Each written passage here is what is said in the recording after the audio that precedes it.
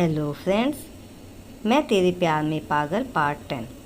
Phone करने वाला कोई अजनबी था जो अपने प्यार का इजहार कर रहा था। देखिए रिधिमा जी, पहली बार अगर मेरी नज़रों को कोई भाया है तो वह आप हैं। मैं आपको हर हाल में अपनी ज़िंदगी में शामिल करना चाहता हूँ। मैंने पता किया है आपकी जिससे शादी होने वाली है, आप उससे प्यार नहीं करती, अरेंज मैरिज होने वाली है आपकी। अगर आप वाकई उससे प्यार करती तो मैं आप दोनों के बीच में कभी नहीं आता। पर जब ऐसा कुछ नहीं है तो फिर आप मेरी क्यों नहीं हो सकती? क्या बकवास कर रहे हैं आप? और आपको क्या हक है मेरी ज़िंदगी में दखल देने का? वही तो, अभी हक नहीं है और यही हक हासिल करना चाहता हूँ मैं। बाकायदा अपने मम्मी पापा को आपके घर भेजा था मैंने शादी का प्रपोज़ल लेकर, पर उन्होंने मना कर दिया। मैं बस इतना कहना चाहता हूँ कि आप अपने मम्मी पापा को बोल दीजिए कि आप मुझसे शादी करना चाहती हैं। और मैं ऐसा क्यों कहूँगी? आपको पागल लगती हूँ मैं? देखिए रीमा जी, अगर आपने मेरी बात नहीं मानी तो फिर जो कुछ भी होगा उसकी जिम्मेदारी आपकी होगी। देखिए, आपकी फालतू बातें खत्म हो गई हो तो मुझे बहुत नींद आ रही है, कह कर रिधिमा ने फ़ोन कट कर दिया। पर उसकी आंखों की नींद उड़ चुकी थी। उसने अपने मन को बहुत मुश्किल से समझाया कि कुछ भी बुरा नहीं होगा। आखिर मैंने किसी का बुरा नहीं किया, फिर भगवान मेरे साथ कुछ गलत क्यों होने देंगे?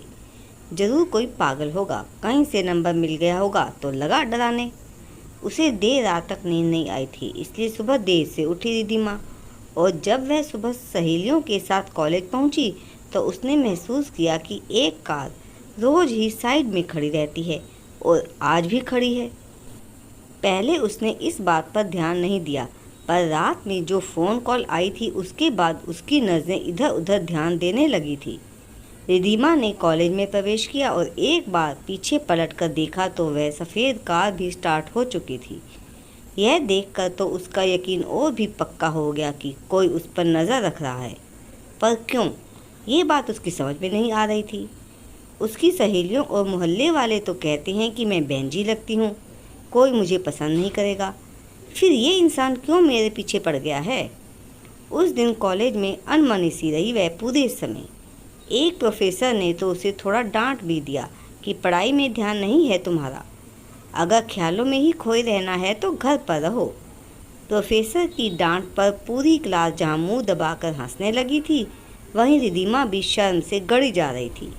ऐसा पहली बार हुआ था जब पूरी क्लास के सामने उसकी इंसल्ट हुई थी, और यह सब कुछ उस अजनबी और वाहियात शख्स की वजह से हुआ था। उसने मन ही मन उसे बुरा भला कहा।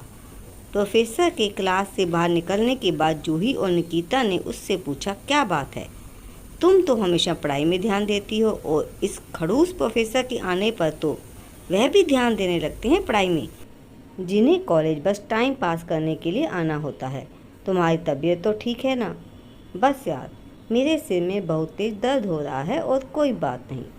रिधिमा ने कुछ नहीं बताया, ना तो रात में आने वाले फ़ोन के बारे में कुछ, ना ही अपने उस अंदेशे के बारे में जो उसने महसूस किया था, क्योंकि पहले वह खुद को यकीन दिलाना चाहती थी कि वाकई कोई उसका पीछा कर रहा है। और यह तभी पता चलता जब कल भी वह सफ़ेद टोयोटा कॉलेज के गेट पर दिखाई देगी, क्योंकि पहले ही उसकी सहेलियाँ उसके ड्रेसिंग सेंस का मजाक बनाती थी, और अगर उसकी बात गलत निकली तो सब और भी मजाक बनाएंगे। यही सब सोचकर रिधिमा ने फ़िलहाल कुछ नहीं कहना ही बेहतर समझा। और वैसे भी ये सब लोग सुनकर भी क्या करती। ऐसी ही बातें सोचकर रिधिमा ने खुद को संभाला और अपना ध्यान पढ़ाई में केंद्रित करने लगी। जैसे तैसे करके कॉलेज का वक्त बीता, और फिर कॉलेज की छुट्टी के बाद जब सब बस का इंतज़ार कर रहे थे तो वह चौंक गई। सुबह वाली सफ़ेद कार अभी भी कॉलेज के गेट के पास ही खड़ी थी। रिधिमा ने कार के अंदर देखने की कोशिश की, पर उसे किसी का चेहरा नज़र नहीं आया।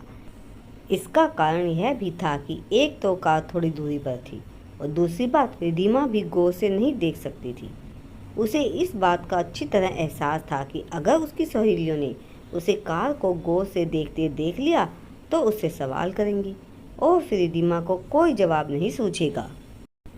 खैर, थोड़ी देर बाद बस आ गई तो वह भी सब के साथ बस में चढ़ गई, और जैसा कि रिधिमा को अंदेशा था, बस के चलते ही कार भी स्टार्ट होकर दूसरी ओर बढ़ गई।